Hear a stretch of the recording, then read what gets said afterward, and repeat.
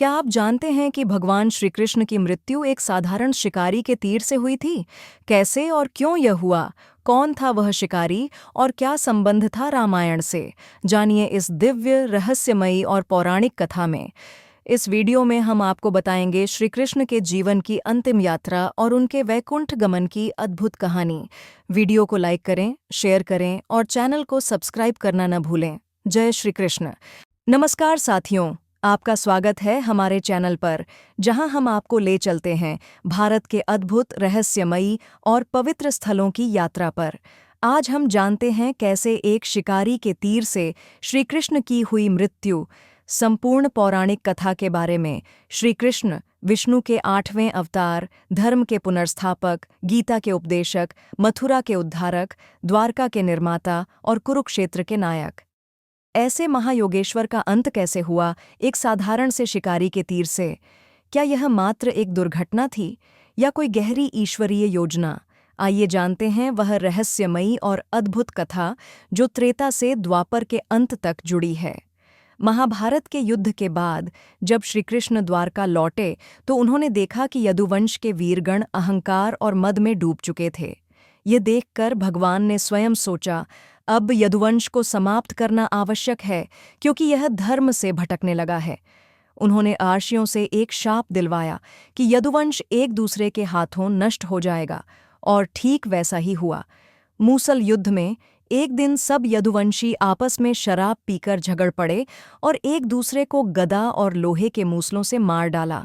यह देखकर श्री कृष्ण ने भी स्वीकार किया, अब मेरा कार्य पृथ्वी पर पूर्ण हो चुका है। इसके बाद श्री कृष्ण एकांत की ओर निकल पड़े। उन्होंने पीपल के पेड़ की छाया में ध्यान लगाया, शांत और निर्विकार भाव से। उन्हीं क्षणों में एक शिकारी नामक व्यक्ति, जिसका नाम जरा था, वह जंगल में शिकार की तलाश में निकला था। जरा ने जब वृक्ष के नीचे ध्यानस्थ कृष्ण को देखा तो उनके पैर का तलवा उसे हिरण का मुख प्रतीत हुआ।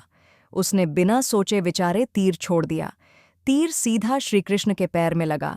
जब जरा पास गया तो उसने देखा कि यह कोई सामान्य व्यक्ति नहीं, बल्कि स्वयं श्रीकृष्ण हैं। वह भयभीत और दुखी हो गया।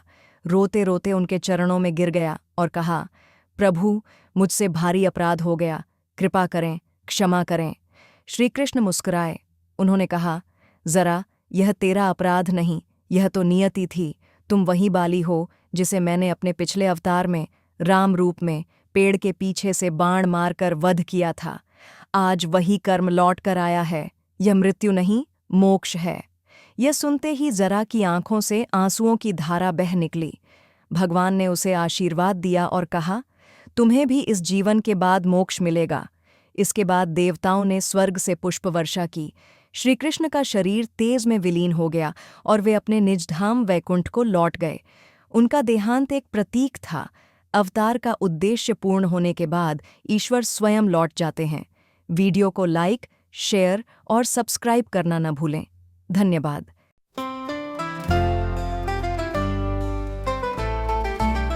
आरती कुंज बिहारी की, श्री गिरधर कृष्ण मुरारी की।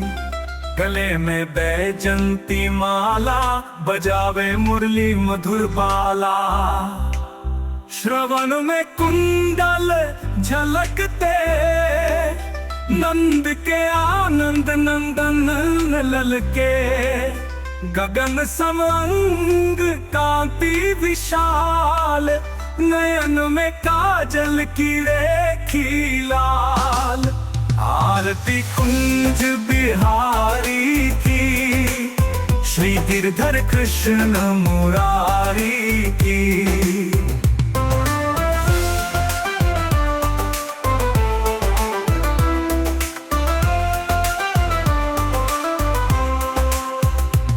छवि यशोदा जी के प्यारे, माखन चोर गोकुल के दुलारे। बाल रूप अविनाशी, लीला गावत ब्रजवासी। गगन से पुष्प बरसाते, देव सभी शीश नवाते।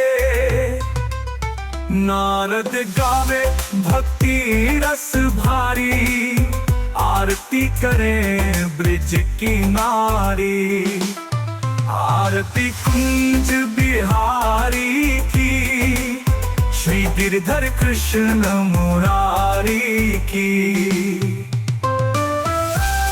जय जय श्री राधे रानी, सम श्री कृष्ण लगे सुहानी। गोपाल संग रास रचावत, मुरली मधुर सुर में गावत। मनमोहन मन हर लेते, चरणों में जन जीवन देते। मधुबन में मुरली बजाई, प्रेम दीवानी ब्रिज की आई। आरती कुंज बिहारी की, श्री गिरधर कृष्ण मुरारी की।